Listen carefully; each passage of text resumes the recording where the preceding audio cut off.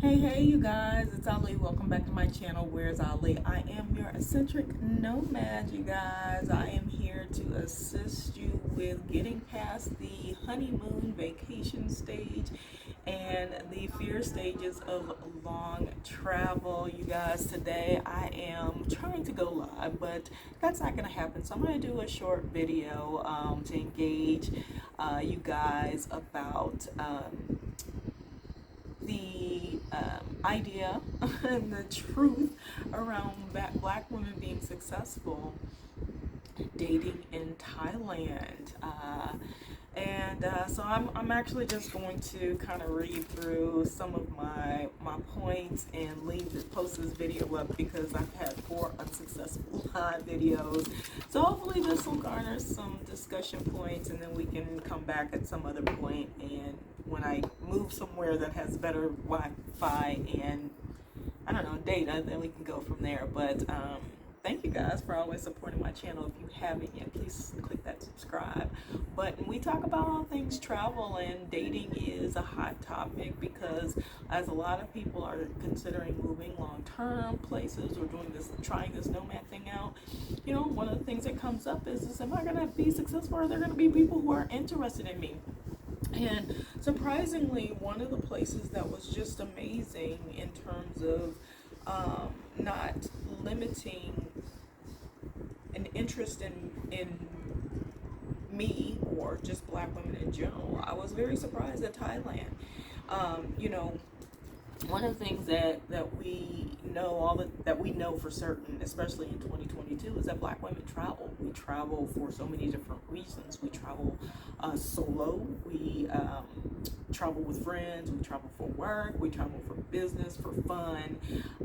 We travel for freedom. We travel for our sanity. Sanity. We travel to escape. You know. We travel for the opportunity of a new life. We travel for the opportunity of being feminine. We travel for food, for the experience. We travel for life, right?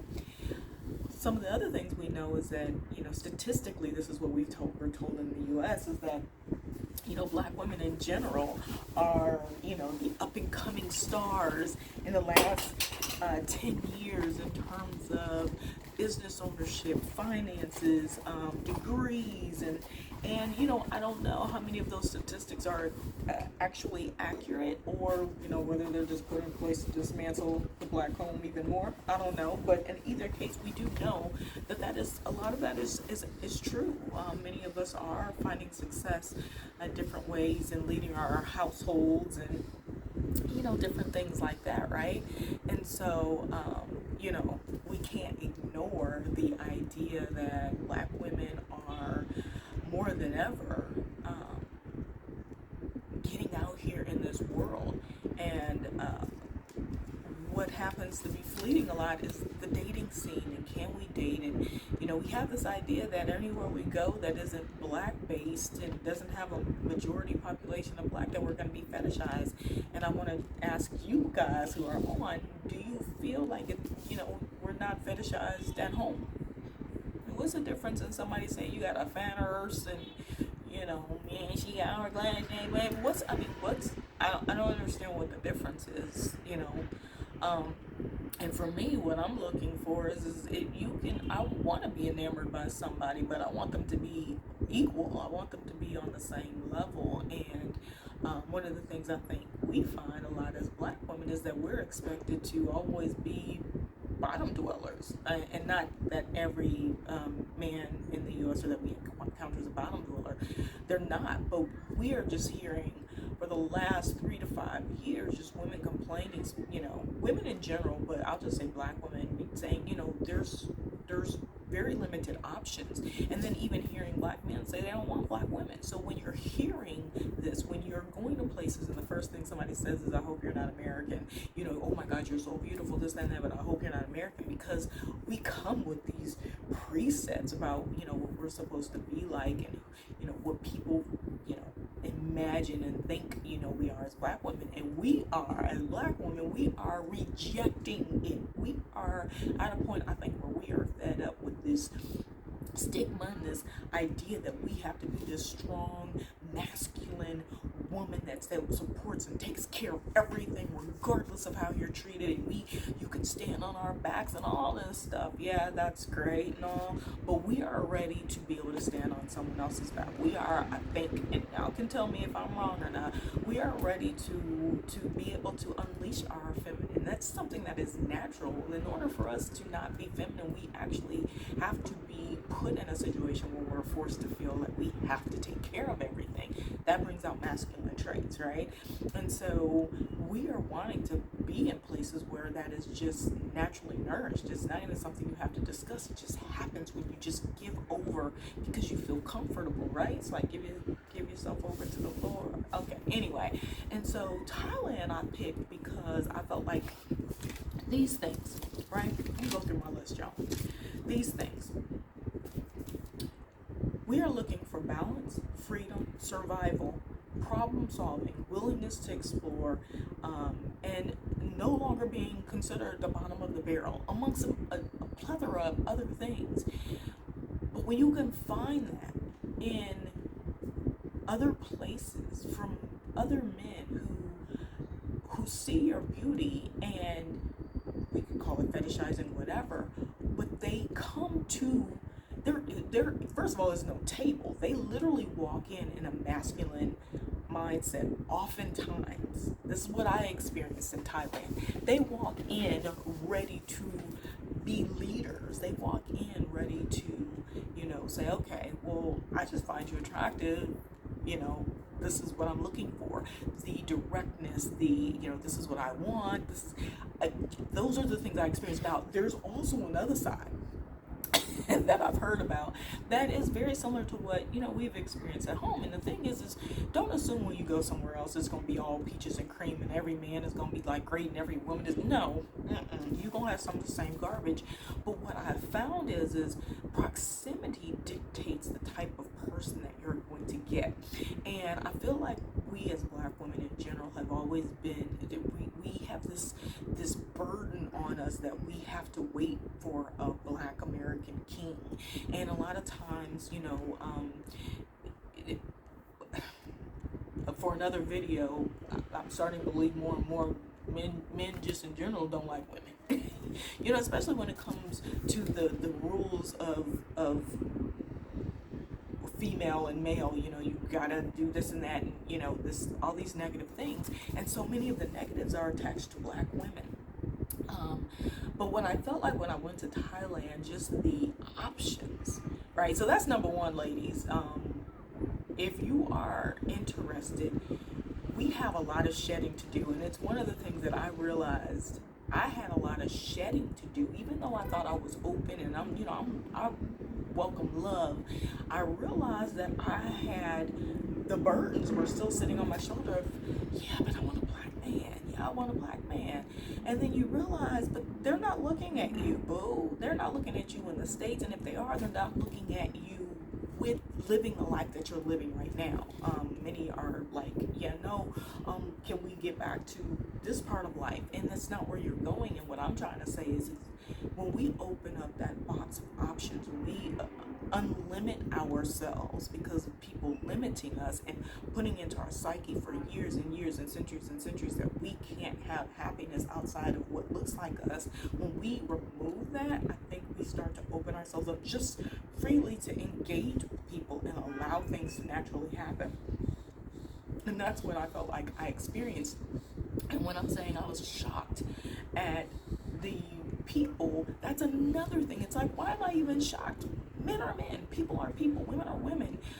We have been taught to put such stigmas on color and race that it limits us being able to receive and accept the idea that somebody might actually dig us, you know, and it has nothing to do with it might have something to do because we beautiful and all of that, but I mean, when you're walking in and the table just automatically is balanced, when it's not even this idea of, oh, I gotta open the door, I gotta be chivalrous.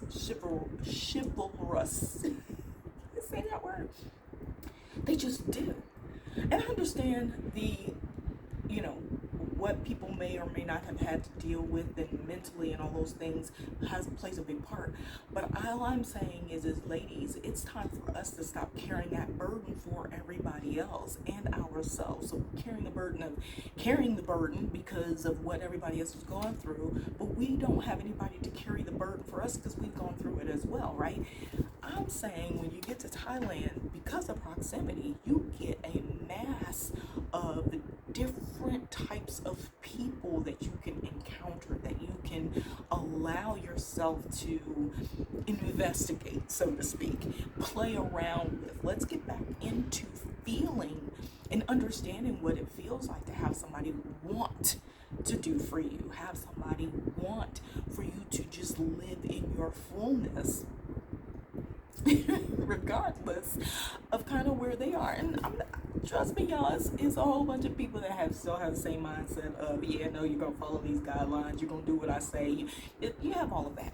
But what I'm saying is when you open up the plate where you're gonna get your food from, you realize that there's a whole bunch of different options to choose from. Like, you had that buffet, but you got that extended, you got that VIP buffet, okay? You got that platinum VIP buffet when you open up your horizons. And I just felt like Thailand is a great place because it's a place where a lot of expats, a lot of foreigners come. So you have a melting pot. You have access to like everything.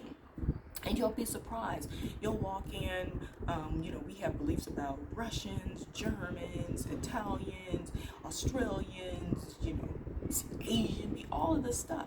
And I felt like going to Thailand was just like, oh, wait, they even find me attractive. Oh my gosh. And oh my God, they just treat me like they are just willing to pour into you. All I'm saying is don't limit it, because it's been embedded in our psyche that, number one, we don't deserve it, that we're not good enough for it, that we are too masculine. People think, no, this is why we travel to shed some of that baggage, that extra weight that we are carrying, because we are expected to manage everything within ourselves and everything outside and around us. Y'all, shed it. And so, one, in order to see the potential in it and explore it, is one, decide that you are going to really be okay dating outside of your ethnicity, your race, whatever, right? Because when you go to these other places, it doesn't mean lay it down. It doesn't mean don't acknowledge. It doesn't mean don't talk about it. It doesn't mean, you can't understand it and want a partner who understands it and doesn't want to push it under the rug, because that's not something we want either. We've lived a very long life, and that is a part of us, and we want somebody to work through it with us, and to be able to have people to talk to that say, wow, I do understand. That's interesting. They'll never be able to see it one-on-one regardless, especially anybody from a different place really doesn't understand it, right? But to be somewhere where someone holds you in an equal balance state, they aren't automatically assuming, oh, you're hard, you're too difficult to deal with. They just see what they see in that moment, even if it doesn't turn into this matrimonial, event. Being able to practice being loved, being cared for, being enamored, being free to explore this life that is so different than anything we've ever been taught. That in and of itself, to me, is a win.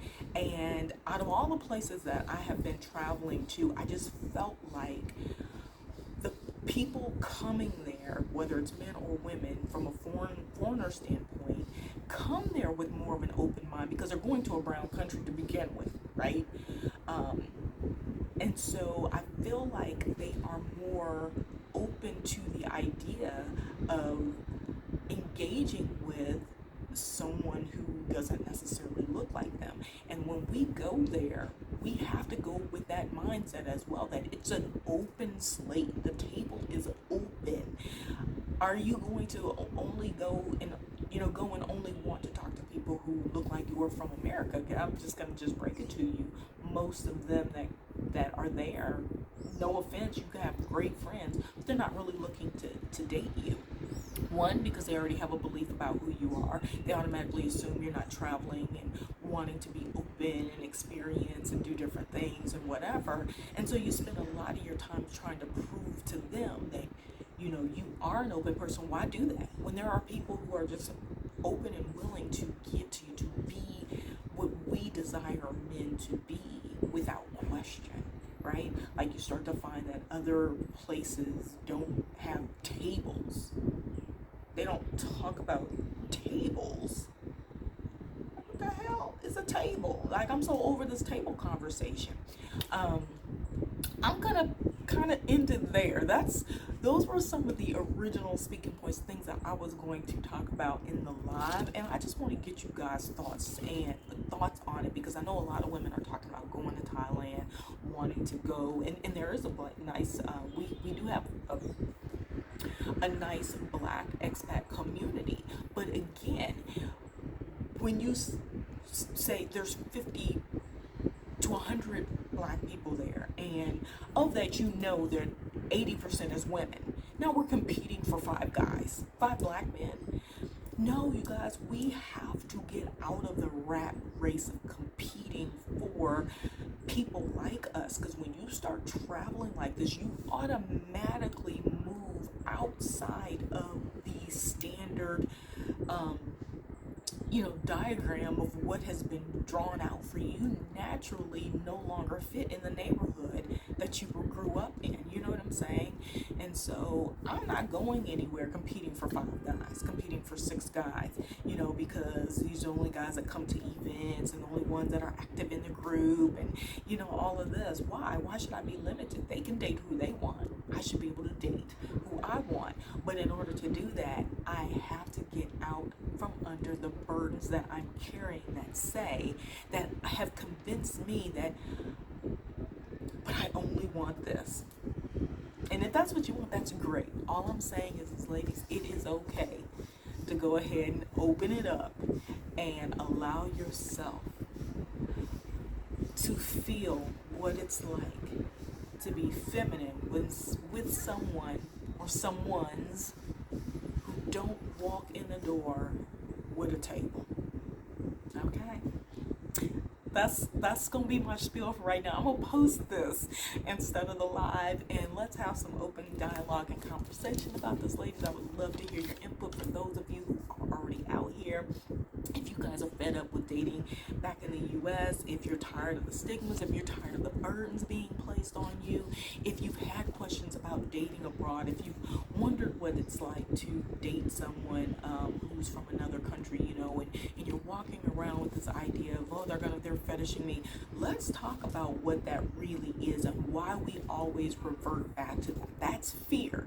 That's what I'm here to help you guys get through, is that fear that's attached to long travel. And what's attached to long travel? Companionship, whether it's platonic, friendship, business, or intimate. All right, you guys, I hope this little snippet is helpful and we have some good dialogue from this. I apologize again for my lives not going through and having bad internet connection, you guys, but I appreciate y'all patience. If this is a good topic and you want to hear more from this travel world that I am living in, then please click that subscribe button, that notification bell, that like button for me, guys, and share it with a friend. You all, I hope to chat with you guys. I hope to see y'all in the comments. Tell me what you think, and I'll chat back with you guys on the next video. You guys know the drill. Toodles and noodles, peace and hair grease.